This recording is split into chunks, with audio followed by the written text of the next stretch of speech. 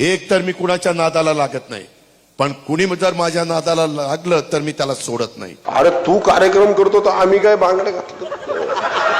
अरे बघू तरी तुझ्यात किती ताकद आहे. गेलो आम्ही वाकड्यात, आता बघू काय करायचे ते. तर बघ आता बघू आम्ही सुद्धा. आम्ही पण काय असे नुरा खुस्ती घालणारे लोक ना. असे काय त्यांची इंडस्ट्री आहे की आज एक कोट्याधीश चे मालक हे झालेले आहेत.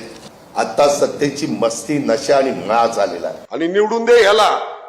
म्हणजे जसं 91 पासून तू आतापर्यंत आमचं वाटोळ केलं तसं ह्याच्याकडून वाटोळ करून घ्यायचं का आम्ही? इकडे वतनाची जमीन लुटली. 70,000 कोटीचं जेव्हा मोदी साहेब बोलले 70,000 कोटीचा घोटाळा 100% सजा होणार, संध्याकाळी तर भाजपमध्ये. मी इथली दादागिरी, गुंडगिरी कोण किती मोठ्या बापाचा असू द्या मी मोडून दाखवी. अरे तुमच्या गुंडगिरीमुळे ज्या शहराची वाताहत झालती. मी इथली दादागिरी, गुंडगिरी कोण किती मोठ्या बापाचा असू द्या मी मोडून दाखवी. मी नेहमी महाराष्ट्राला सांगतो, ज्या गावच्या बोरी त्याच गावच्या बाबडी. एक तर मी कुणाच्या नादाला लागत नाही, पण कुणी जर माझ्या नादाला लागलं तर मी त्याला सोडत नाही. त्याच्यामुळं अशा लोकांना घाबरण्याचं काही कारण नाही.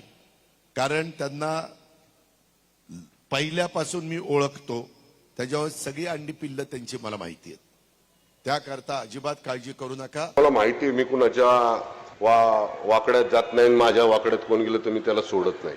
अरे बघू तरी तुझ्यात किती ताकद आहे. गेलो आम्ही वाकड्यात, आता बघू काय करायचे ते. एवढेच तुला बघायचं जे आम्हाला, तर बघ आता बघू आम्ही सुद्धा. आम्ही पण काय असे नुरा खुस्ती घालणारे लोक नाही. अरे आम्हाला घरातून जेव्हा जन्म होतो तेव्हा पहिला लंगूट बांधला जातोय. तो आम्हाला लाडाची भाषा करायची नाही.